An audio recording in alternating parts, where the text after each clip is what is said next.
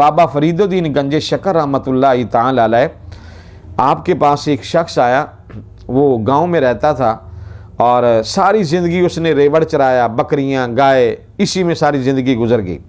اس کے باپ نے اس کی کر دی شادی۔ جب اس کی شادی ہو گئی تو جو اس کی بیوی بنی وہ پڑھی لکھی تھی، قرآن بھی اسے آتا تھا، نماز بھی آتی تھی، کلمے بھی آتے تھے، دین کو سمجھتی تھی۔ جب رات کا وقت ہوا تو اس کی بیوی نے اس آدمی سے جس نے ساری زندگی جنگلوں میں گزاری، جانوروں میں چرواہا بن کے رہا، اس نے کہا بھی کلمہ سنا۔ اس نے کہا مجھے تو صحیح نہیں آتا۔ اس نے کہا نماز سنا۔ بیوی نے کہا کہتا مجھے تو نماز بھی نہیں آتی ہے۔ اس نے کہا مجھے قرآن سنا، کہتا مجھے تو قرآن بھی نہیں آتا۔ اس کی بیوی نے کہا اچھا تمہیں کچھ بھی نہیں آتا، پھر تیرا میرا گزارا کیسے ہوگا؟ یہ تیری میری زندگی کیسے چلے گی؟ یہ تو ناممکن ہے۔ تو ایسا کر، یہ دین سیکھ، تب ہماری زندگی کی گاڑی آگے چلے گی، ورنہ تیرا میرا گزارا نہیں ہے۔ وہ بڑا پریشان ہوا بیچارہ۔ صبح ہوئی، اپنے والد کے پاس گیا، جا کے کہنے لگا ابا جی آپ نے میرے ساتھ زیادتی کی ہے۔ اس نے کہا بیٹا میں نے کیا زیادتی کی؟ میں نے تو تیری شادی کی ہے، نکاح کیا ہے، نبی کی سنت ادا کی ہے، میں نے کون سی زیادتی کی ہے؟ کہنے لگا ابا میں نے ساری زندگی ریوڑ چرائے، ساری زندگی میں نے جانوروں کو چرایا، مجھے دین کا علم ہی نہیں ہے۔ اگر رشتہ لے کے دینا تھا تو میرے جیسا کو مجھے لے کے دیتا۔ اب اتنی پڑھی لکھی مجھے بیوی لے کے دے دی ہے، اس کو سب کچھ آتا، مجھے آتا کچھ نہیں ہے۔ وہ کہتی یا دین سیکھ یا مجھے چھوڑ، اب میں کیا کروں؟ وہ بزرگ جو تھے اس نے کہا بیٹا گھبرانے والی بات نہیں ہے، ہمارے ایک پیر ہیں، میں تمہیں ان کے پاس بھیجتا ہوں، تو وہاں جا انشاءاللہ تیری مشکل آسان ہو جائے گی۔ اس نے کہا وہ کون ہے؟ تو اس بزرگ نے کہا وہ ہیں بابا فرید الدین گنج شکر رحمتہ اللہ تعالی۔ یہ ماں سے کہے تمہیں کھانا تیار کر کے دے، 8 دن کا پیدل سفر ہے، کھانا تیار کر کے چلا جا، وہاں جا کے پہنچ جا، وہاں میرا سلام بھی عرض کر دینا، ساتھ اپنی ضرورت بھی پیش کر دینا، تیرا مسئلہ حل ہو جائے گا۔ وہ آدمی وہاں سے چل پڑا۔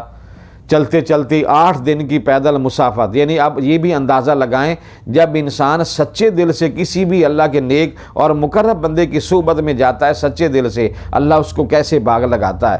یہ بندہ وہاں گیا 8 دن کے بعد، سامنے بابا فرید الدین گنج شکر رحمۃ اللہ تعالی تشریف فرمائے، ادھر خواجہ نظام الدین اولیاء تشریف فرمائے۔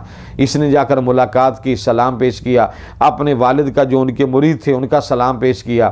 بابا فرید الدین گنج شکر علیہ رحمہ فرمانے لگے تیرے ابا کا کیا حال ہے؟ ٹھیک ہیں؟ وہ ساری خیر خبر پوچھنے کے بعد کہنے لگا حضور میں بڑا پریشان ہوں۔ آپ نے فرمایا کیا؟ کہنے لگا کہ میرے والد نے میری شادی کر دی ہے، میں نے ساری زندگی ریوڑ چرائے، بکریوں کو چرایا، مجھے دین کی خبر ہی کوئی نہیں ہے، جو میرے نکاح میں آئی ہے وہ پڑھی لکھی ہے۔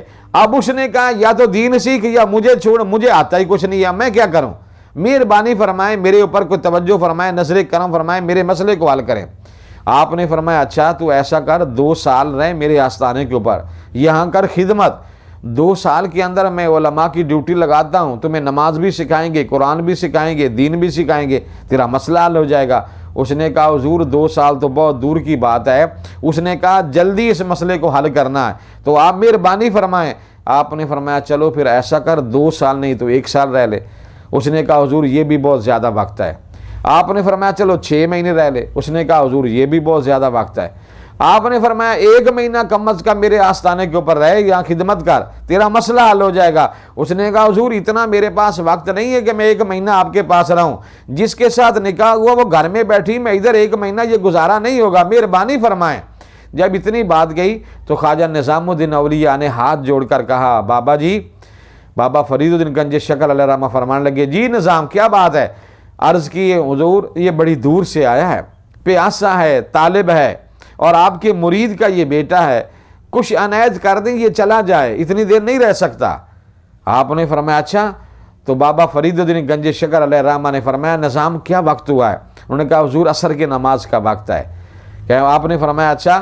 تو آپ نے پھر اس آدمی کو جس نے ساری زندگی بکریاں چرائیں، ریوڑ چرایا، دین کی خبر ہی کوئی نہیں ہے، آپ نے فرمایا ایسا کر عصر کی نماز پڑھ لے پھر چلے جانا، تیرا مسئلہ حل ہو جائے گا۔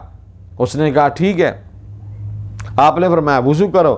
خواجہ نظام الدین اولیاء اسے لے گئے، وضو کروایا، صف میں آ کر بٹھا دیا، نماز کا وقت ہو گیا۔ جب جماعت کا وقت ہونے لگا نا تو بابا فرید الدین گنج شکر علیہ رحمہ فرمان لگے کہ امام صاحب کدھر ہیں؟ لوگوں نے بتایا حضور وہ امام صاحب وہاں تشریف فرما ہے۔ کہنے لگے کہ ان سے جا کر نا اجازت مانگو کہ آج فرید اجازت مانگتا ہے، اگر آپ اجازت دیں تو آج فرید نماز پڑھا لے۔ تو لوگوں نے جب جا کر امام صاحب سے فرمایا تو انہوں نے فرمایا کہ میں کون ہوتا ہوں فرید کو روکنے والا، یہ تو ہماری خوش قسمتی ہے کہ اگر فرید آج نماز پڑھائیں اور ہم ان کے پیچھے پڑیں گے۔ اس سے یہ مسئلہ بھی سمجھ آیا کہ امام کی عزت کتنی ہے۔ آج لوگ معاشرے کے اندر جو مسجد کی انتظامیہ ہوتی ہے، منتظمین لوگ ہوتے ہیں، وہ سربراہ مالک بنے ہوئے ہوتے ہیں، امام کی قدر کی ان کو علم ہی نہیں ہوتا ہے، جو دل چاہے کرتے ہیں۔ بابا فرید الدین اگر چاہتے مصلی پہ کھڑے ہو جاتے، لیکن نہیں، فرمایا پہلے امام صاحب سے اجازت لو، اگر وہ اجازت دیں گے تو فرید مصلی پہ آئے گا۔ انہوں نے اجازت دی، عصر کی نماز کا وقت ہوا، مکبر نے تکبیر کہی، بابا فرید مصلی کے اوپر آ گئے۔ اب سارے لوگ پیچھے نماز پڑھنے ہیں، وہ بندہ بھی پیچھے کھڑا ہے۔ جب بابا فرید نے نماز پڑھائی، دائیں طرف جب آپ نے سلام پھیرا، جتنے لوگ پہلی صف میں یا دائیں جانب جتنے بھی صفوں میں لوگ بیٹھے تھے، سب کو آپ نے جو ہے نا وقت کا غوث بنا دیا۔ جب بائیں طرف سلام پھیرا، جتنے لوگ تھے نماز پڑھنے والے، سب کو ولی بنا دیا۔ جو پیچھے درمیان میں بیٹھے ہوئے تھے ادھر توجہ کی، سب کو شیخ الحدیث بنا دیا۔ جو اس سے پیچھے بیٹھے ہوئے تھے ان کے لیے ہاتھ اٹھا کے دعا کر کے سب کو قرآن کا حافظ بھی بنا دیا، دیندار بھی بنا دیا۔ تو وہ بندہ جس کو آتا ہی کچھ نہیں تھا، اس سے مخاطب ہو کر فرمانے لگے، بیلی تیرے صدقے سے دیکھ کتنے لوگوں کو یہ فیض مل گیا ہے، آج نماز جماعت کے ساتھ پڑھی ہے فرید کے پیچھے، تو تیری برکت سے اللہ نے سب کو اپنے فضل و کرم سے مالا مال فرما دیا۔ تو وہ بندہ جو کچھ جانتا نہیں تھا، اللہ نے اس عصر کی نماز کی برکت سے اسے دین کا علم بھی عطا فرمایا، قرآن بھی اسے یاد ہو گیا، سمجھ بوجھ بھی اسے آگی، شریعت کو بھی سمجھ گیا، طریقت کو بھی سمجھ گیا۔ تو اس کا مطلب یہ ہے کہ جب بندہ اللہ کے دربار میں اس طرح جھکتا ہے، نماز پڑھتا ہے، اللہ کے دربار میں حاضر ہوتا ہے، اس وقت پھر اللہ تعالیٰ اس طرح مہربانیاں فرماتا ہے، اللہ اس کی بڑی سے بڑی مشکلات جو ہے وہ آسان فرما دیتا ہے۔